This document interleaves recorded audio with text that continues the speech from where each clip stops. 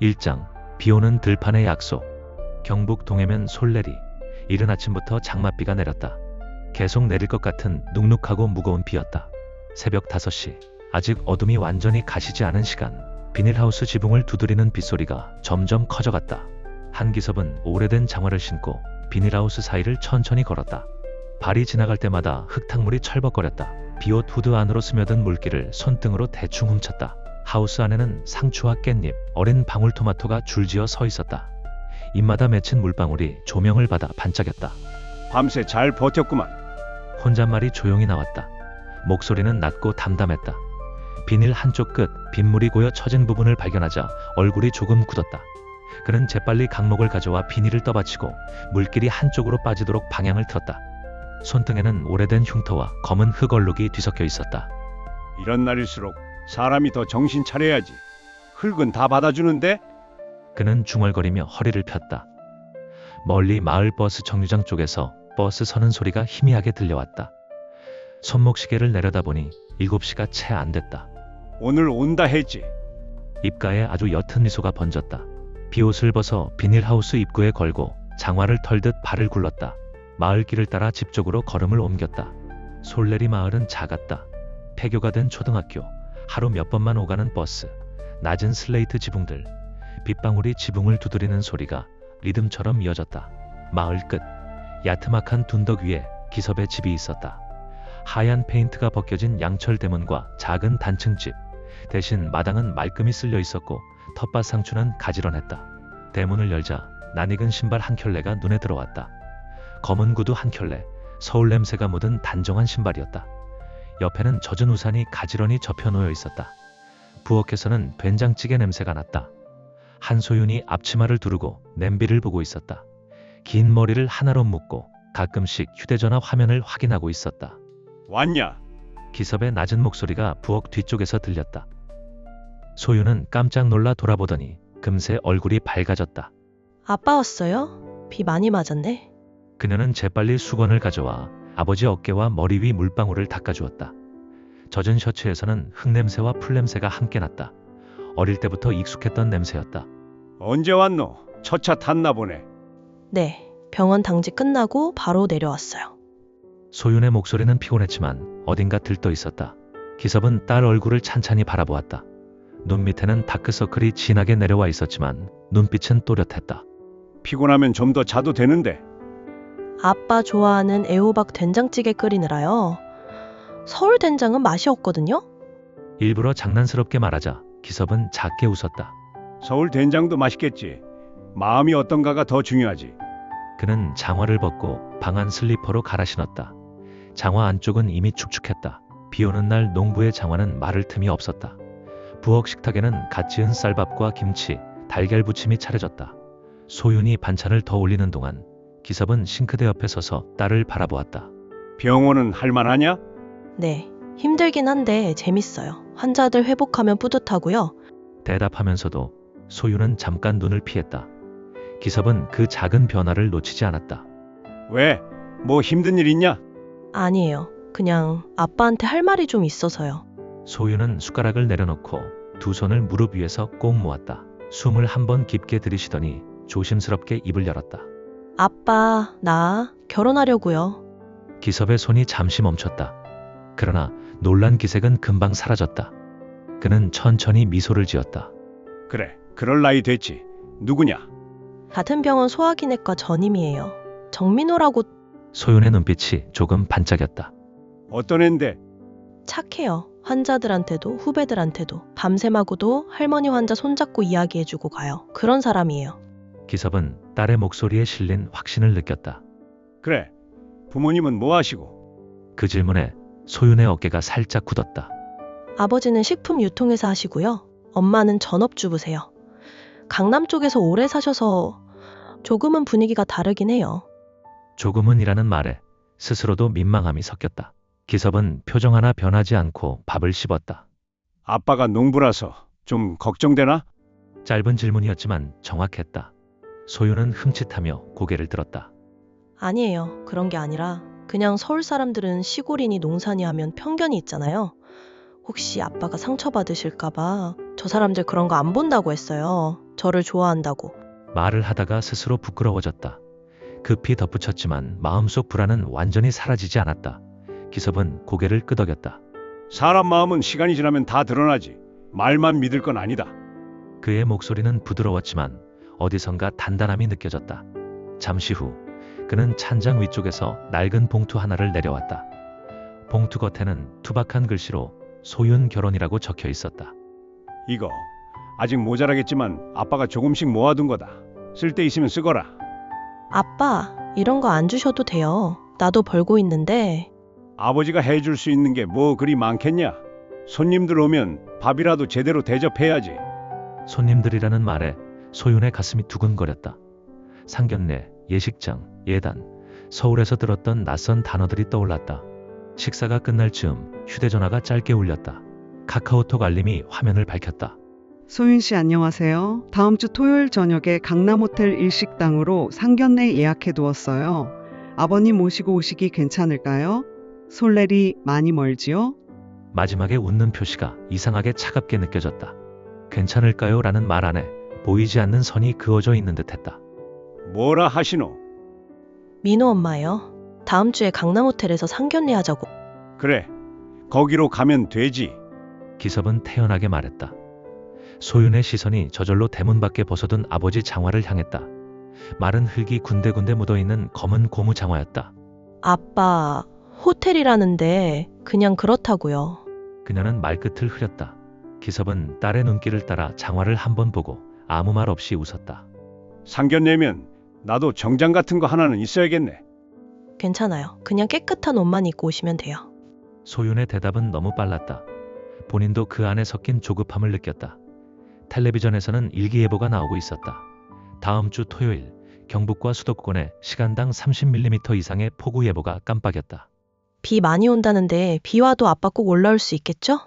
비는 맨날 온다. 그래도 사람 약속은 지켜야지. 담담한 대답이었다.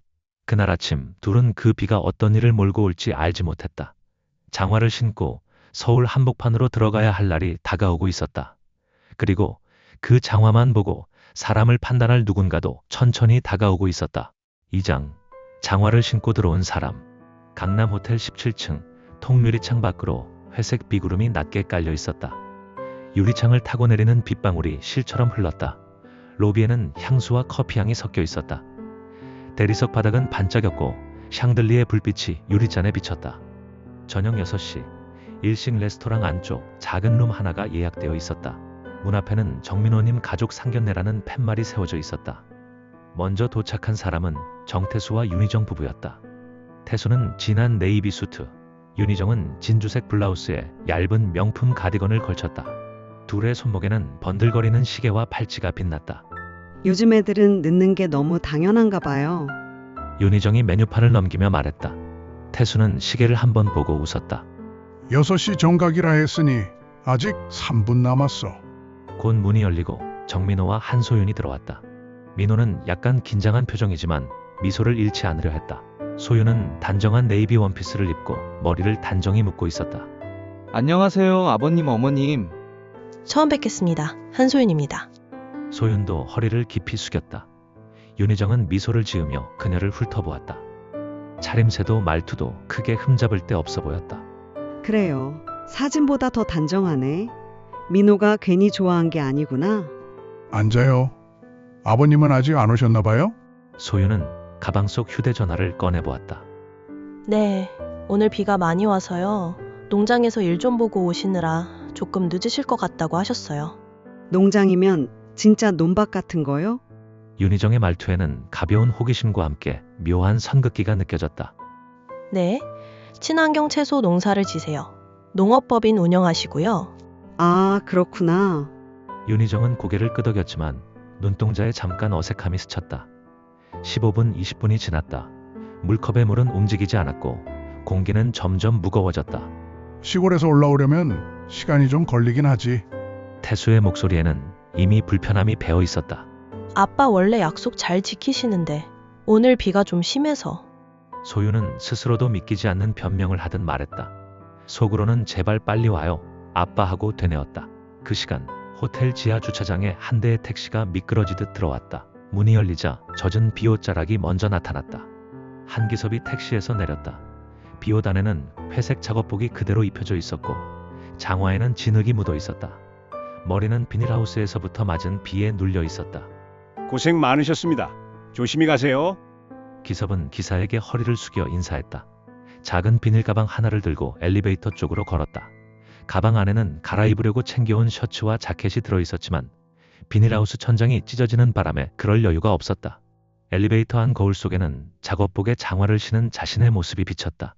기섭은 잠시 바라보다가 그냥 고개를 들었다. 좀 이상하게 보겠지. 그래도 약속은 약속이지. 호텔 로비에 도착하자 여러 시선이 동시에 쏠렸다. 단정한 정장과 원피스들 사이에서 진흙 묻은 장화와 낡은 작업복은 분명 눈에 띄었다. 프런트 직원이 다가왔다. 손님, 도와드릴까요? 예, 일식당에 상견례 있다고 해서요. 정민호 쪽입니다. 확인해 보겠습니다. 직원은 잠시 놀란 듯 하다가 금세 미소를 지었다. 잠시 후 직원의 안내를 받아 복도로 향했다. 장화 밑창이 바닥에 찍하며 소리를 냈고 기섭은 일부러 보폭을 줄여 조심히 걸었다. 룸 안에서는 사시미와 초밥이 이미 세팅되어 있었다. 찻잔에서 김이 조용히 올라오고 있었다. 시간이 꽤 됐는데. 태수가 말하는 순간 문이 열렸다. 죄송합니다. 늦었습니다. 낮고 쉰 목소리가 먼저 들렸다. 소윤이 벌떡 일어났다. 아빠, 문간에는 비옷을 벗어 한쪽 팔에 걸친 작업복 차림의 남자가 서 있었다. 끈을 조이지 못한 장화는 방 한쪽에 벗겨졌고 흙이 조금 떨어졌다. 윤희정의 눈이 크게 떠졌다. 위에서 아래까지 천천히 훑어보는 시선이었다. 처음 뵙겠습니다. 한소윤 아버지 한기섭입니다. 비가 많이 와서 농장에서 일이 좀 있어 늦었습니다. 죄송합니다. 기섭은 허리를 깊게 숙였다. 예. 오시느라 고생 많으셨겠습니다. 태수는 형식적인 미소를 지었다. 그러나 시선은 계속 작업복과 장화 자국을 스쳤다. 농장에서 바로 오신 거예요? 예, 비닐하우스 지붕이 조금 찢어져서요. 물 들어가면 작물 다 버리니까 급히 막아놓고 나왔습니다. 설명은 담백했다. 그래도 오늘 같은 자리는 조금 더 정장 같은 걸 입고 오셨어도. 윤희정은 말을 흐렸지만 의미는 분명했다. 소윤의 손이 무릎 위에서 꽉 쥐어졌다. 제가 말씀을 잘 못 드렸어요. 죄송해요, 어머님. 소윤이 급히 끼어들었다.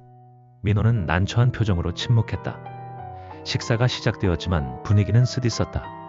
태수와 윤희정은 민호의 병원 이야기, 소윤의 근무 태도에 대해서는 칭찬을 아끼지 않았다. 하지만 기섭에게 돌아가는 질문은 거의 없었다. 잠시 후 태수가 마지못해 물었다. 아버님은 어떤 일 하신다고 했죠? 친환경 농사를 짓습니다. 조금 규모를 키워서 농업법인으로 운영합니다. 푸른들 바이오 농업법인이라고요. 농산물 유통까지 같이 합니다. 요즘은 다들 법인이라 하시더라고요. 그래도 시골에서 농사 짓는 건 많이 힘드시겠어요. 태수의 말 속에는 우리와 다르다는 선이 또 그어졌다. 사람들하고 같이 하니 괜찮습니다.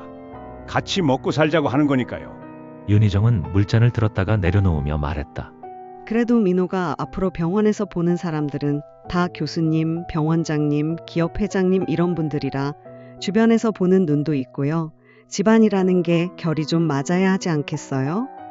결이라는 단어가 방 안에 무겁게 떨어졌다. 소윤이 입술을 깨물었다. 어머님, 저희는 소윤 양, 오해하지 마요.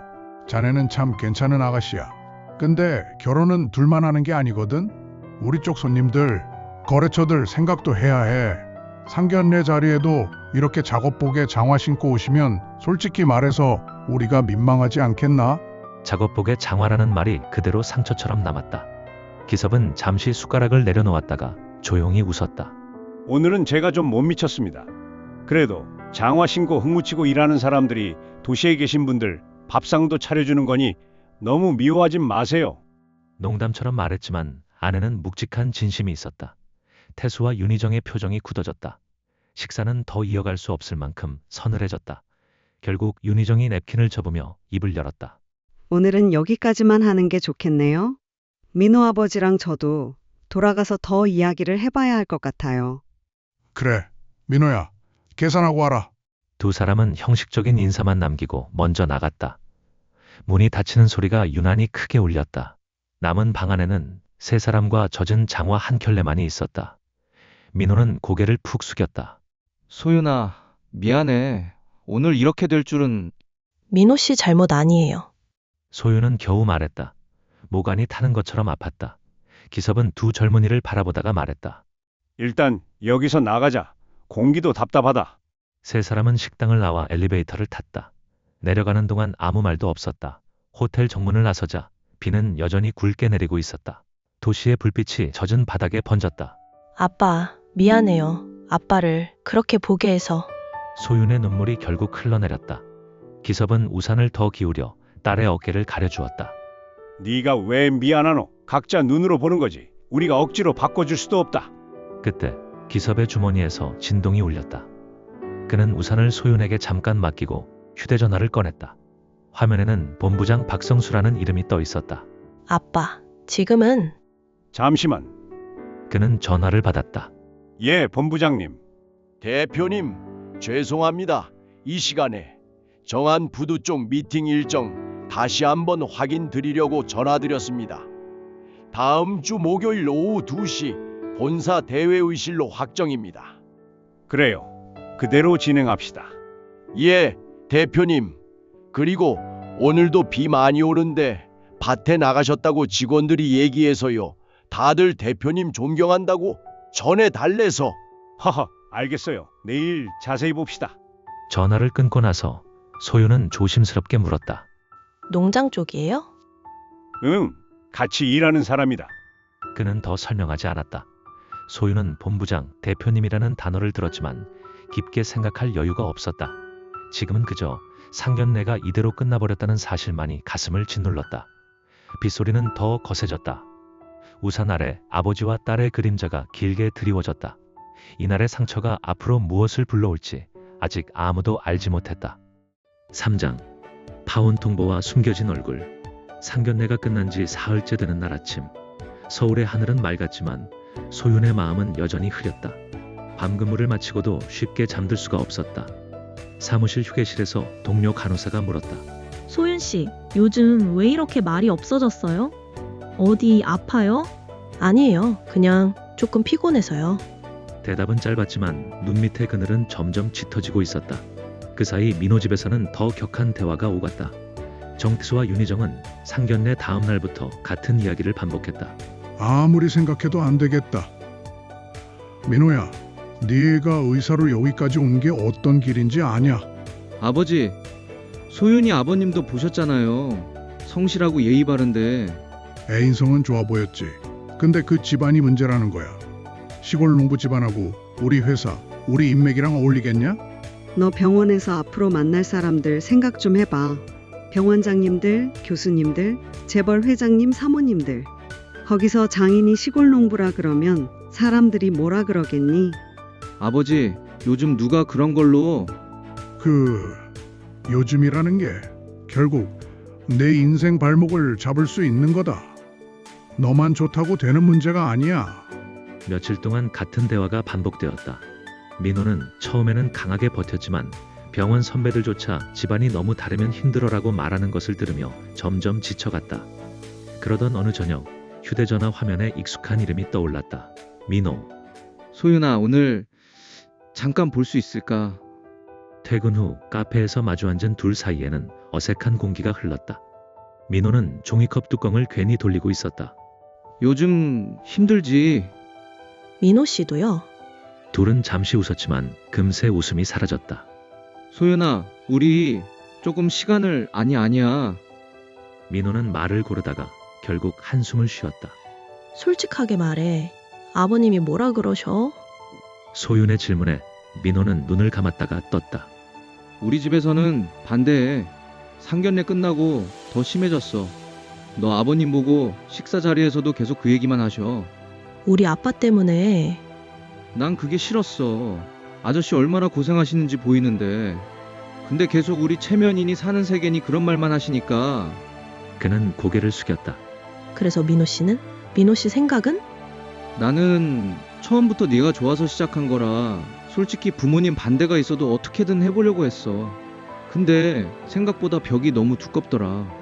벽이 두꺼우면 같이 깨면 되잖아. 소윤의 말에는 간절함과 분노가 섞여 있었다. 민호는 한참 동안 말이 없었다. 커피잔 속 얼음이 녹아내리는 소리만 들렸다. 소윤아, 미안해. 지금은 내가 그 벽을 깨고 나올 용기가 없는 것 같아. 그 말은 사실상 대답이었다. 소윤은 더 묻지 않았다. 눈앞이 흐려졌다. 알겠어요. 그녀는 짧게 대답했다. 울음을 삼키느라 목이 아팠다. 그날 밤 늦게 소윤의 휴대전화로 메시지 하나가 도착했다. 소윤아, 정말 미안해. 부모님 말씀도 어느 정도 맞는 것 같다는 생각이 들어. 우리 여기까지인 것 같다. 너 좋은 사람이니까 나보다 더 나은 사람 만날 거야. 행복해. 문장을 여러 번 읽는 동안 눈물이 계속 흘렀다. 글자들이 번져 보였다. 다음 날 소윤은 솔레리로 내려갔다. 서울에서 내려오는 버스 창밖으로 논과 밭이 빠르게 스쳐 지나갔다. 마을에 도착했을 때는 이미 해가 기울어 있었다. 집에 들어서자 된장 냄새가 났다. 기섭이 부엌에서 국을 끓이고 있었다. 왔냐? 밥 한 그릇 하자. 평소와 다름없는 목소리였다.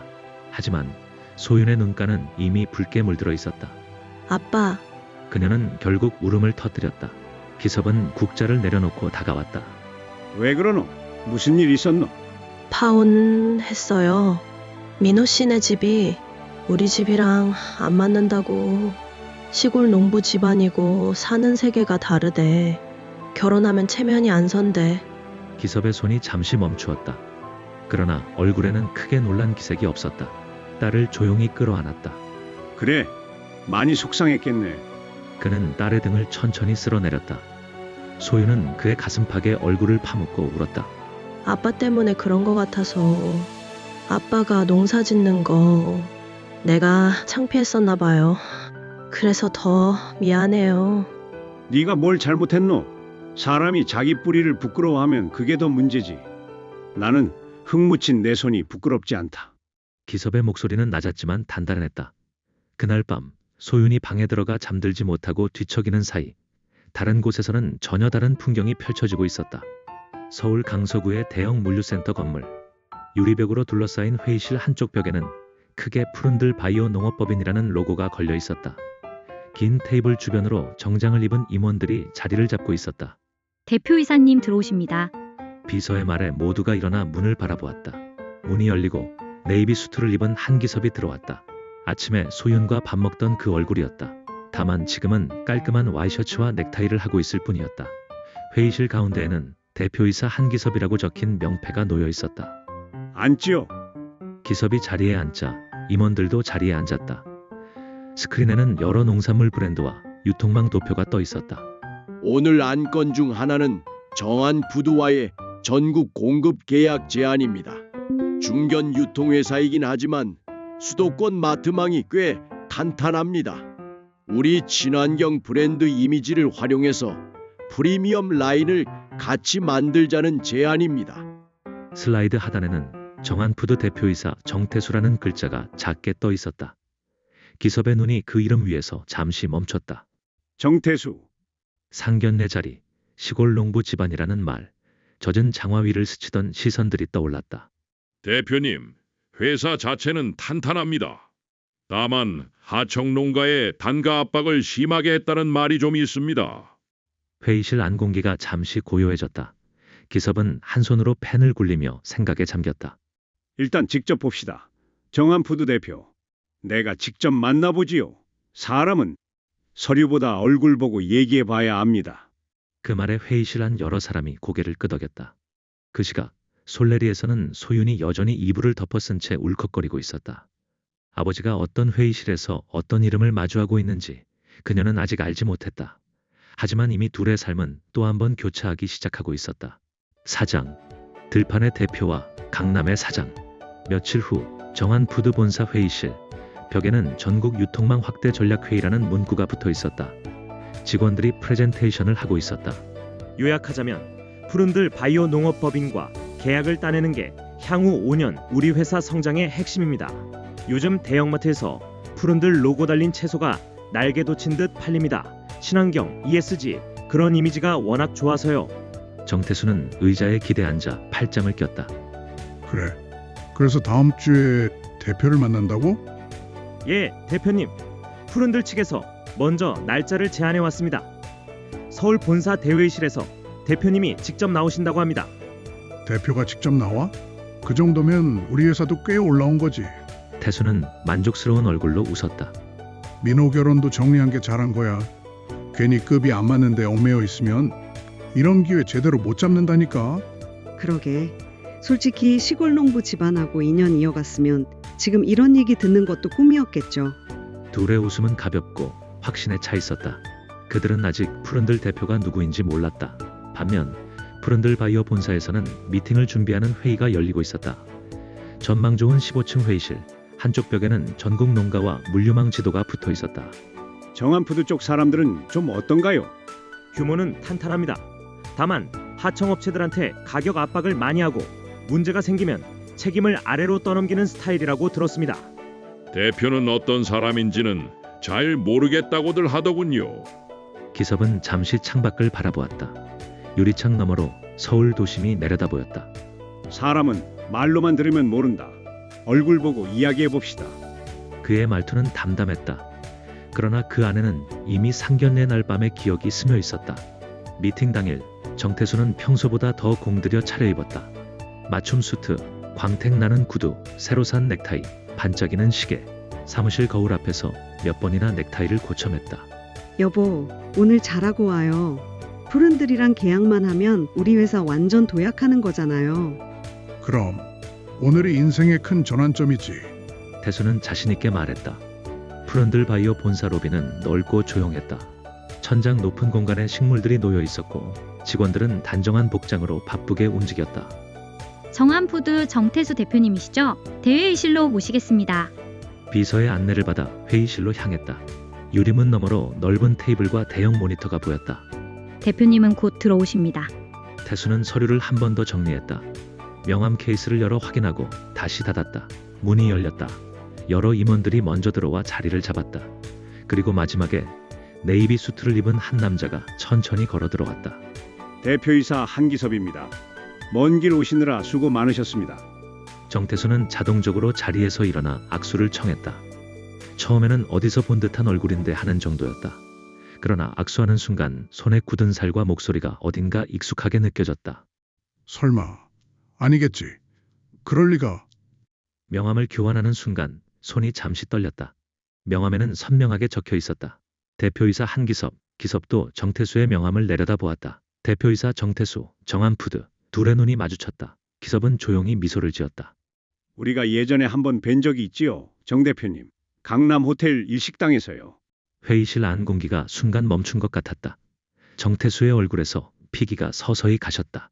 그때 그 장화 신고. 입 밖으로 떨어진 단어는 흩어졌다. 기섭은 천천히 말을 이었다. 예, 그때는 제가 장화를 신고 있어서 정 대표님이 잘 못 알아보신 것 같습니다. 주변 임원들의 시선이 일제히 태수를 향했다. 태수는 한동안 말을 잇지 못했다. 앉아서 이야기합시다. 기섭이 자리에 앉자 모두가 따라 앉았다. 프레젠테이션은 예정대로 진행되었다. 정한푸드 측 영업팀장이 열심히 자료를 설명했다. 전국 마트망과 푸른들 브랜드를 결합하면 양쪽 모두 큰 시너지를 낼 수 있습니다. 정가로 공급받는 조건으로 저희가 마케팅 비용을 상당 부분 부담하겠습니다. 숫자는 분명 매력적이었다. 수천억 단위의 매출 증가 예상치가 화면에 떠올랐다. 설명이 끝난 뒤 기섭은 조용히 서류를 덮었다. 정 대표님, 그가 정태수를 바라보았다. 사업 얘기하기 전에 사람 얘기부터 좀 해도 되겠습니까? 예, 말씀하십시오. 사람을 볼 때 대표님은 제일 먼저 어디를 보십니까? 갑작스러운 질문이었다. 태수는 얼떨결에 대답했다. 실력, 능력 그 정도겠죠? 저는 손부터 봅니다. 기섭은 자신의 손바닥을 한번 펴보였다. 굳은 살과 흙에 물들어 두툼해진 손이었다. 흙을 만진 손인지 사람을 쳐다보기만 하는 손인지. 그의 말에 회의실 안이 고요해졌다. 며칠 전 제가 장화를 신고 한 자리 나갔을 때 정 대표님이 그러셨지요. 시골 농부 집안이니 사는 세계가 다르다고. 태수의 얼굴이 하얗게 질렸다. 제가 그땐 대표님인 줄. 대표인 줄 알았으면 다르게 대하셨을까요? 기섭의 목소리는 여전히 낮았다. 만약 그날 제가 비싼 양복에 깨끗한 구두를 신고 나갔다면 같은 농부여도 좀 덜 불편하셨을까요? 아니면 푸른들 대표라는 걸 먼저 말씀드렸으면 딸아이를 향한 말이 달라졌을까요? 정태수는 입을 열었다 닫았다 했다. 아무 말도 떠오르지 않았다. 저는 제가 딸에게 부끄럽지 않은 아버지가 되고 싶었습니다. 흙 묻은 장화를 신었어도 누가 뭐래도 자랑스럽게 걸을 수 있는 아버지. 기섭은 잠시 숨을 고르며 말을 이었다. 사업은 숫자로 하지만 사람은 숫자로 보면 안 된다고 생각합니다. 회의실 뒤편 영업본부장이 조용히 고개를 끄덕였다. 정태수는 결국 손을 내려뜨렸다. 회장님, 아니 대표님, 정말 죄송합니다. 제가 사람을 겉만 보고 저는 지금 사과를 들으려고 이 자리에 앉은 게 아닙니다. 기섭이 말을 잘랐다. 푸른들은 전국에 있는 수많은 농가와 함께합니다. 우리가 어떤 회사를 파트너로 삼느냐는 그분들 삶과도 직결됩니다. 그는 테이블 위에 펼쳐진 계약 제안서를 손가락으로 가볍게 두드렸다. 정한 푸드의 조건은 나쁘지 않습니다.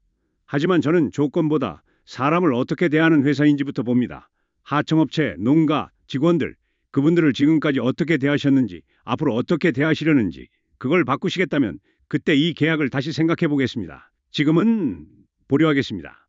보류라는 단어는 사실상 거절과 다름없었다. 하지만 동시에 아주 작은 여지가 남아있기도 했다. 정태수는 의자에서 반쯤 일어나다시피 했다. 대표님, 한 번만 다시. 정 대표님, 사람을 한번 보는 눈은 쉽게 안 바뀝니다. 그래도 제가 오늘 이렇게 말하는 건 대표님이라도 언젠가 바뀔 수 있다고 믿기 때문입니다. 그 말은 엄한 꾸중 같으면서도 한편으로는 마지막 기회 같았다. 그날 늦은 저녁, 소유는 병원 게시판에 붙은 안내문 하나를 보았다. 푸른들 바이오 농업법인 한기섭 대표 특별 강연. 주제, 흙에서 병원까지, 먹거리와 건강. 포스터 한가운데 정장 차림의 아버지 사진이 있었다. 소유는 그 자리에서 한동안 움직이지 못했다.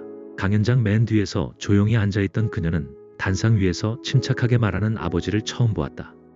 어릴 때 병원비가 없어 아내를 지키지 못했습니다. 그래서 친환경 먹거리와 의료를 연결하는 일을 하게 됐습니다. 집으로 돌아온 밤, 소유는 마당에서 푸른 하늘 대신 어두운 별빛을 올려다보았다. 부엌에서 나오는 기척을 따라가자 기섭이 평소처럼 작업복 차림으로 앉아 있었다. 아빠, 응, 왜 지금까지 말 안 했어요? 푸른들 대표라는 거, 그렇게 큰 회사 만든 거 회사 크기가 네 인생 사는데 그리 중요하나?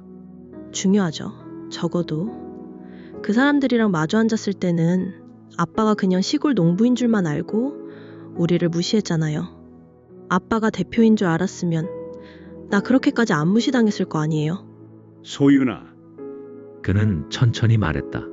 아빠가 대표라서 널 존중하는 사람이라면 아빠가 진짜 농부였을 땐 너를 어떻게 대했을까? 그 생각 한 번만 해봐라. 소유는 아무 말도 하지 못했다. 나는 내가 대표니까 대우받는 것도 싫고 내가 농부라서 무시당하는 것도 싫다. 그냥 내가 나여서 봐주는 사람을 만나고 싶다. 특히 내 딸은 더 그렇고.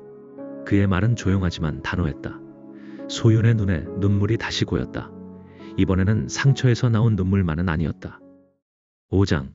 진짜 씨앗이 남긴 것. 시간은 흘렀다. 푸른들 바이오와 정한푸드의 계약은 여전히 보류 상태였다. 정한푸드 안에서는 긴장감이 돌았다. 대표님, 푸른들 계약이 밀리면 우리 유통망 확장 계획이 전부 흔들립니다. 임원들이 다급하게 말했다. 정태수는 자리에 앉아 한동안 말없이 손만 모으고 있었다. 수십 년 장사하면서 숫자만 보고 사람을 본 적은 없다고 생각했는데 회사는 제일 중요한 데서 제일 큰 실수를 했네. 우리 그 집에 가서 사과하자. 푸른들 계약이고 뭐고 떠나서 사람으로서. 며칠 뒤 초가을 바람이 부는 아침, 솔레리 마을 입구에 검은 세단 한 대가 천천히 멈춰섰다.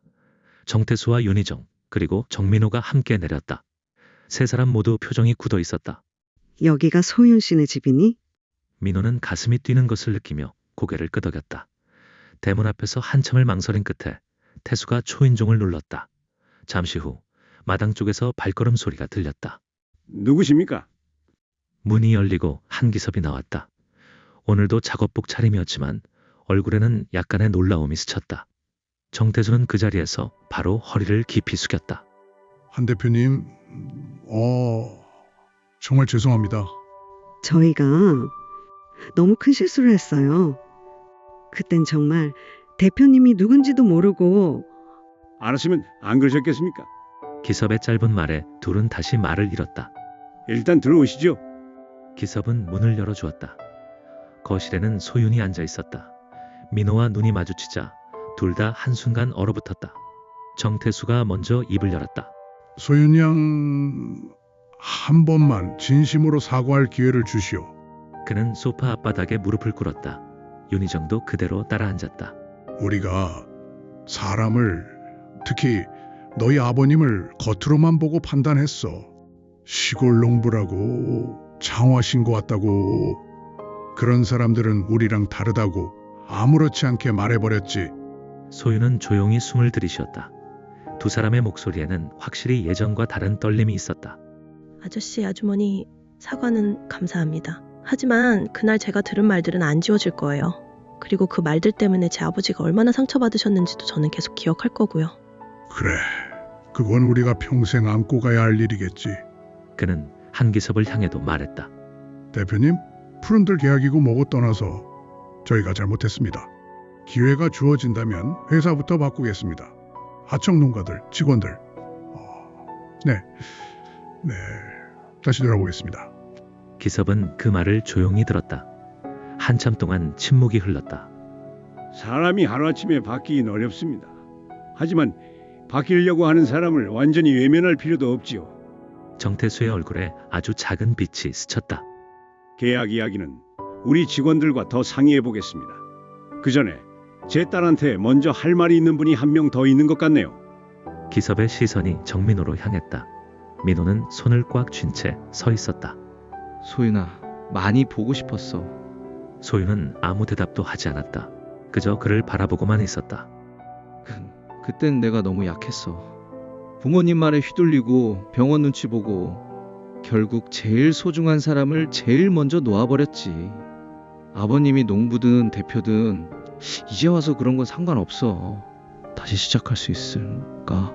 그 말은 진심이 담겨 있었지만 너무 늦게 도착한 진심이기도 했다. 소윤은 눈을 감았다가 떴다. 가슴 한쪽이 아프게 저렸다. 하지만 다른 한쪽에서는 어디선가 단단해진 무언가가 느껴졌다. 민호 씨, 아빠가 그냥 시골 농부일 때 우리가 같이 벽을 깨자고 했을 때 그때는 나 혼자였어요. 민호의 눈이 흔들렸다. 그때 나를 지켜주지 못한 사람이 아빠가 큰 회사 대표라는 걸 알고 나서 다시 나를 잡겠다고 하면 그건 제가 원하는 사랑이 아닌 것 같아요. 말은 조용했지만 분명했다. 저는 이제 아빠가 농부든 대표든 상관없이 저와 제 가족을 있는 그대로 존중해줄 사람을 만나고 싶어요. 거실 공기가 한순간 멈춘 듯했다. 정태수와 윤희정은 고개를 떨궜고 민호는 눈을 감았다. 그래, 너 말이 맞아. 그걸 이제야 알았어. 미안해. 민호는 그 한마디를 남기고 일어섰다. 그의 어깨는 축 처져 있었지만 어쩌면 그에게도 다시 시작해야 할 길이 열리고 있었는지 모른다. 며칠 뒤 푸른들 바이오 이사회에서는 정한푸드와의 계약 안건이 다시 상정되었다. 정한푸드에서 하청농가 단가 재조정, 근로환경 개선안을 가져왔습니다. 대표가 직접 지방 농가들 찾아다니며 사과도 했다고 합니다. 진정성이 느껴진다는 현장 의견도 있고요. 기섭은 서류를 조용히 넘겨보았다. 작은 한숨을 내쉬고는 말했다. 우리는 사람을 바꾸겠다고 하는 회사와 함께 가야 합니다. 그의 한마디로 계약은 일부 조건 조정 후 추진되는 것으로 결정되었다.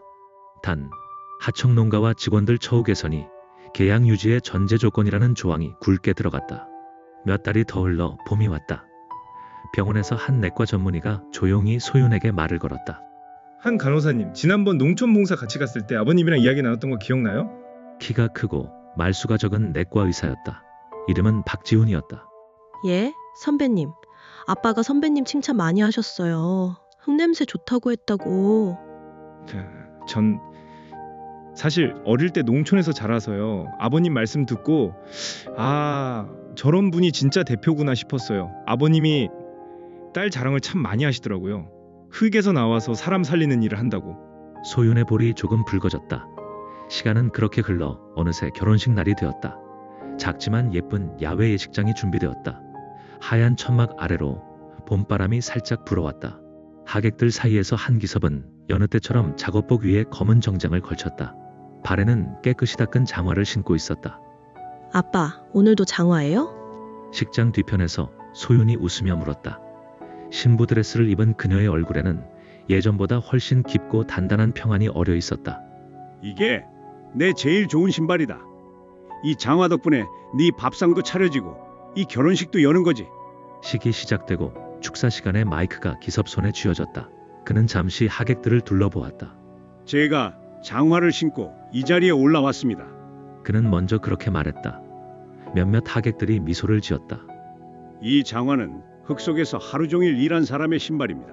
흙 묻은 장화는 부끄러운 게 아닙니다. 누군가를 먹여 살린 시간입니다. 목소리는 크지 않았지만 한마디 한마디가 또렷했다. 저는 오늘 제 딸이 흙 묻은 아버지를 부끄러워하지 않는 사람이 된 게 참 고맙습니다. 소윤의 눈에 눈물이 고였다. 그리고 저 장화를 보고 사람을 판단하지 않는 사위를 만나서 참 다행이라고 생각합니다. 옆에서 박지훈이 쑥스러운 듯 고개를 숙였다. 그의 어머니는 눈가를 훔치고 있었다. 하객들 사이에서는 정태수와 윤희정도 자리하고 있었다. 그들은 조용히 박수를 치고 있었다. 얼마 전부터 그들 회사 안에서도 하청 농가를 대하는 방식이 조금씩 달라졌다는 소식이 들려왔다. 식이 끝난 뒤 마당 한쪽에서 소윤은 아버지와 나란히 섰다. 멀리 솔레리 들판이 떠오르는 듯했다. 아빠, 그래, 아빠 덕분에 진짜 사랑이 뭔지, 사람을 어떻게 봐야 하는지 조금은 알 것 같아요. 그래. 사람은 겉이 아니라 어디를 향해 사는지 보면 된다. 기섭은 장화 코끝으로 흙을 살짝 건드렸다. 우리 인생도 결국 흙으로 돌아가지만 그 사이에 뭘 심고 가느냐가 제일 중요하지. 봄바람이 살짝 불면서 잔디 위에 작은 꽃잎 하나가 떨어졌다. 아버지와 딸은 잠시 말없이 그 꽃잎을 바라보았다. 겉모습이 아닌 서로의 마음과 삶을 바라보는 진짜 가족의 모습이 거기에 서 있었다.